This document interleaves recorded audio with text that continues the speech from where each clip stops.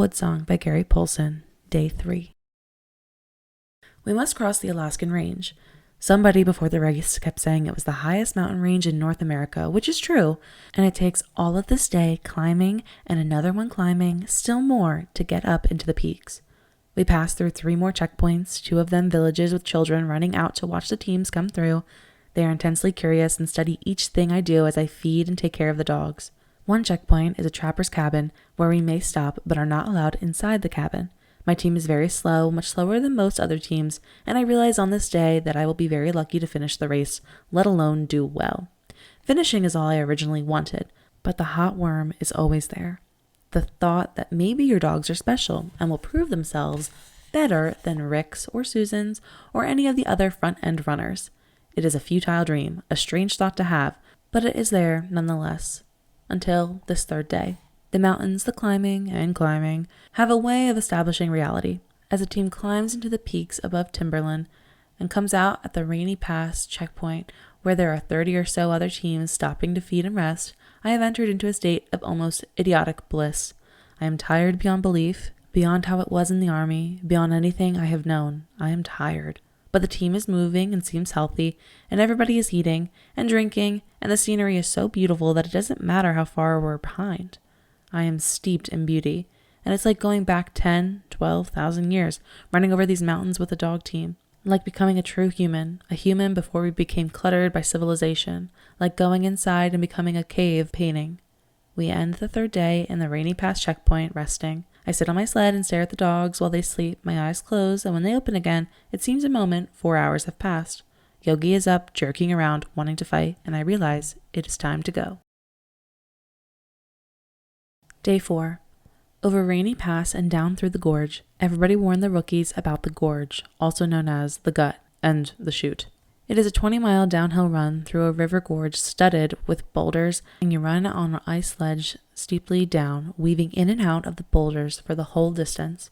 The other mushers tell the rookies that it is easy to get in trouble in the gorge, and it is.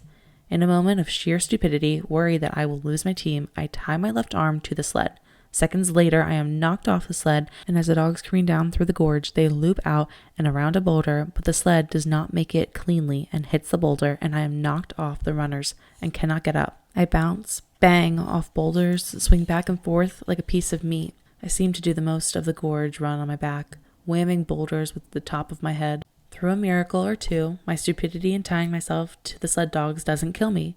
A musher stopped at the end of the gorge, fixing his broken sled, grabs my team, and pulls them to a stop as they pile into a small side ravine, or I think it would have been worse.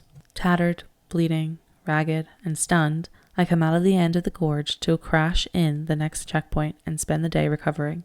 It is the end of Day 4. Day 5. At Rohn River, I take my 24-hour mandatory layover. I sleep on the ground with the dogs near a small cabin that is a checkpoint, and when I awaken, it is about mid-morning. I have about 10 hours before I am due to leave, and I find that we are on a small island in a frozen river. It is the most beautiful spot I have ever seen. The island is surrounded by mountains that shoot up into the sky. The peaks tower over the cabin, making it like a jewel in a giant, magnificent setting. I go to the backside of the island for water for the dogs and stand level with the bottom edge of a mountain that seems to go up forever. Have to turn my head back and up to see the peak covered with snow. It's like a cathedral. My head stops aching, and the sharp pain in my ribs goes down as I sit on a log and drink tea and let the beauty work into me for that whole day. Rumors tear through the checkpoint like wildfire. 1 man is missing and feared dead. 2 men are missing and feared dead. 1 woman was attacked by a moose and killed. Somebody was dragged to death coming down Rainy Pass in the gorge. None of the rumors are true, but they fly back and forth through the resting teams at the checkpoint, and I would be more worried by them, except that I have been in the army, and it has the same kind of rumor engine. Late afternoon comes, and the checker tells me I can go. The dogs fairly hum with energy. Having slept and rested for a full 24 hours, I stand on the sled and reach to release the snow hook, but before I can, they lunge and break the rope, and I am gone out of checkpoint, looking back at the snow hook as I leave. It is the end of Day 5.